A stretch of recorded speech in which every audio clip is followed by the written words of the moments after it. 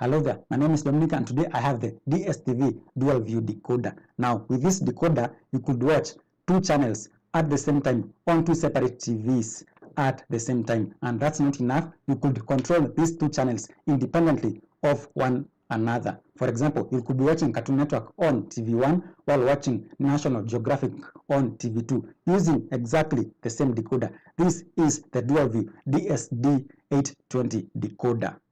And that's how it looks like. And we are going to talk about this thing here. This is called the eye. This is what enables you to watch two TV channels at the same time. So how did I come to making this video? Well, I recently made a TikTok about using the RF out port on a decoder. Now in this short video, I showed people how you could connect your decoder to two separate TVs using the RF out port. But in this method, you could only watch one single channel on both TVs at the same time. So what made me make this video is this question here. Is it possible to watch two different channels on two separate TVs at the same time? And that's how I remembered I still have this decoder somewhere. Now let me show you the ports at the back of this decoder. I hope you can see that. This is how the decoder looks like at the back. It has two SCART ports, but mainly you would connect your TV to either the SCART port or the RCA ports at the back. As for TV2, you could connect it to the RF out port, just like I showed you on my previous short video. By the way, I will link that in the video description below. That's it there. I hope you can see that. It's labeled as TV2 RF. The RF in is for connecting your antenna. In case you just disconnected your antenna from your roof to your TV, you just disconnect it, you connect it here, then you would connect your cable from here and run it to the second TV. Now this is an old decoder used predominantly in the late 90s as well as early 2000s, and that's how it looked like. You can see the DSTV multi-choice dual view 1. I came across this tutorial on how to connect this decoder to two separate TVs, and for that to work, you first of all need to connect your satellite dish to the decoder. And in this tutorial, I'm going to explain why they are wrong by suggesting that you use an LNB splitter. There is a reason this decoder has these two ports. One is labeled as LNB1 and the other one is labeled as LNB2. Now when it comes to satellite TV, there are two types of waves, I might say, vertical and horizontal. Now you can only watch channels on vertical or horizontal on a single decoder, because when you change channels, it's just a single channel. But when you use the LNB splitter like you just saw, the decoder will just lock the orientation. Now for example, let's say DSTV has 100 channels, 50 might be on vertical and 50 might be on horizontal. Now when you use an LNB splitter, the TV2 will only be able to tune to only TV channels that are tuned to whatever polarization the decoder will select. Now let's say for example, you are watching a vertical TV on TV1, TV2 will only be able to watch channels on vertical polarization at all. You won't be able to tune to any channels on horizontal polarization. And that's why it's advisable to use a twin LNB. Like I have on the box here. You can see this is a universal twin LNB. Although it's old, this is how it looks like. It has two outputs.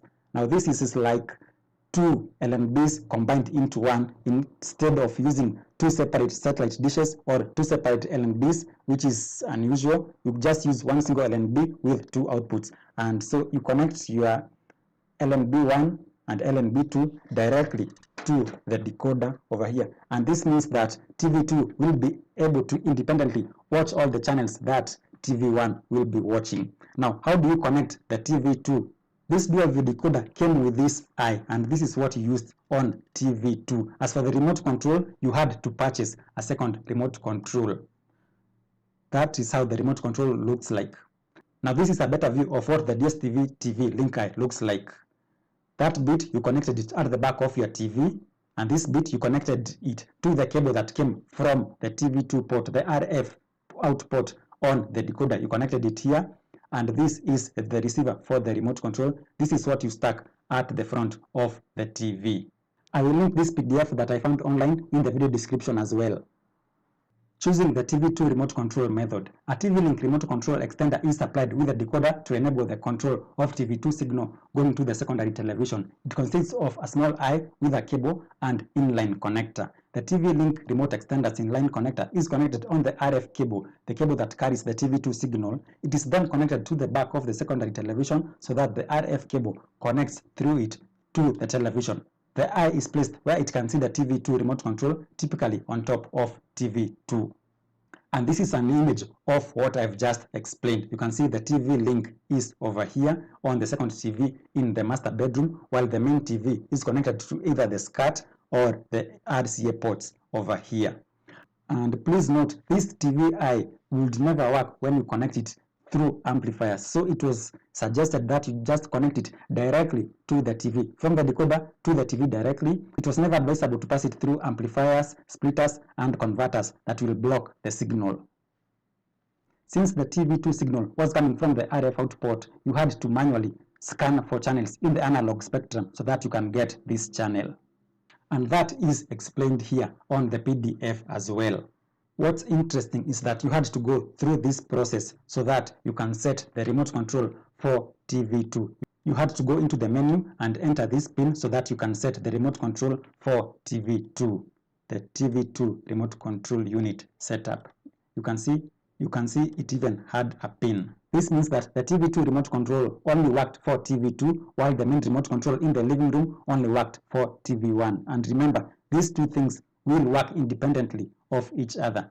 This was a very nice decoder. It's too bad it's discontinued now, because after this, DSTV came up with the extra view protocol. With the extra view, you had to use two separate decoders, one in the living room and the other one in the bedroom, and you had to connect these two decoders using an RF cable from the RF output on the decoder 1 into the RF input of decoder 2, and you had to set up this process with the DSTV. So you just can't take two decoders and connect them. You have to create an account. The DSTV people will set it up for you and create an account. It's more expensive than a single decoder, but it's cheaper than running two separate decoders on two separate accounts. So you just need one single account for extra view. What's interesting is that you could split the TV2 into a third TV using the remote control blasters like it shows in this diagram here. This was one method. You use a single splitter on two TVs with the remote blasters. This is now a separate thing. It's not the TVlink eye. This is a separate thing that they sold separately. This is another item. This is the same TVlink, but you had to buy this additional thing, the TVlink two-way signal booster, which was not supplied. You had to buy it separately. So you could even watch on 3 televisions at the same time. This is again another option, splitting TV1 to that TV. You must agree, this was a very versatile and unique decoder. Very, very nice. I wish decoders nowadays had the functionalities that these have. Now, I've searched for such combo decoders, especially in the free-to-air market, and I've never been able to find anything. There are what are known as combo decoders, but combo decoders are satellite as well as terrestrial. That's what they called combo decoders. It's just not a dual decoder. It's just that you can tune. Even my TV, I have an LG TV that has both the satellite input as well as the digital terrestrial input as well as analog. So that is also a combo TV with twin input tuners. So that's it. Thank you guys. I hope you learned something new today. I will post the other related videos to this short live stream in the video description below. So please watch that. Share this video with your friends. Subscribe if you haven't subscribed. Let's meet in the next video, and goodbye.